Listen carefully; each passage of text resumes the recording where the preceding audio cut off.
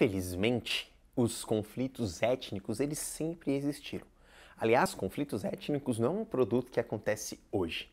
O aumento dos conflitos étnicos que nós estamos assistindo decorre principalmente do aumento dos fluxos informacionais. E cada vez mais, e com o aumento dos fluxos informacionais, a gente consegue ter acesso a conflitos étnicos que acontecem em todos os espaços do mundo. Inocente você que achava que há um tempinho atrás não havia esses conflitos e que o mundo vivia uma grande paz. Não.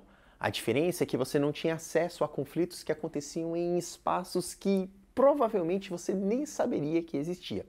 E hoje isso mostra o quanto de fato a humanidade ela é sim perversa por si só. Esses conflitos étnicos, eles estão muito relacionados, por exemplo, a preconceitos, estão muito relacionados à discriminação, estão muito relacionados à xenofobia, estão muito relacionados naquele discurso eu contra os outros, eu contra eles. E é aqui que a gente tem que passar a questionar principalmente essa ideia de superioridade em que alguns povos têm em relação aos outros. Entretanto, a gente tem que lembrar aqui quem são os outros? Porque é muito fácil você simplesmente analisar sobre o seu prisma, sobre o seu valor, sobre a sua comunidade e não pensar quem são os outros. Aliás, para a gente basicamente falar quem são os outros, a gente tem que partir de algumas referências. Por exemplo, os outros para os russos são os chechenos. Os outros para os estadunidenses brancos são os latinos, são os negros. Os outros para os britânicos são os irlandeses. Os outros para os franceses são os marroquinos, são os argelinos. Inclusive, aqui no Brasil, os outros para as pessoas que moram no Sudeste são aqueles que vêm do Nordeste. Ah, eu sou limpo e os outros são eles.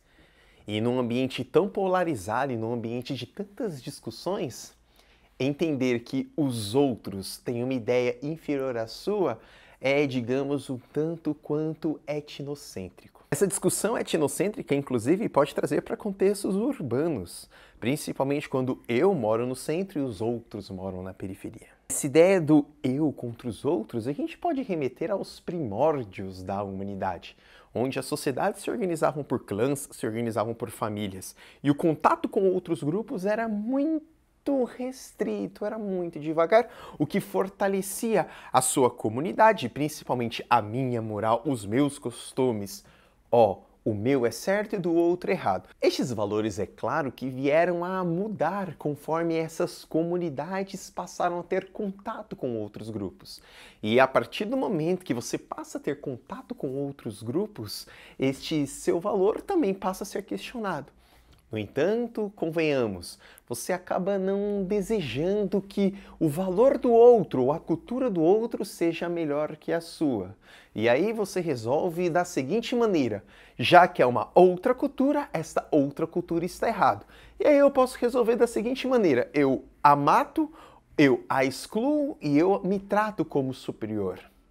Esse discurso etnocêntrico do eu contra os outros, inclusive, foi o discurso que valorizou os avanços coloniais europeus sobre a América, os avanços coloniais europeus sobre o continente africano, sempre falando que aqueles outros espaços eram espaços de seres selvagens, seres fantásticos, seres perigosos que precisavam, sim, compreender a minha cultura para então entrar num processo de civilização.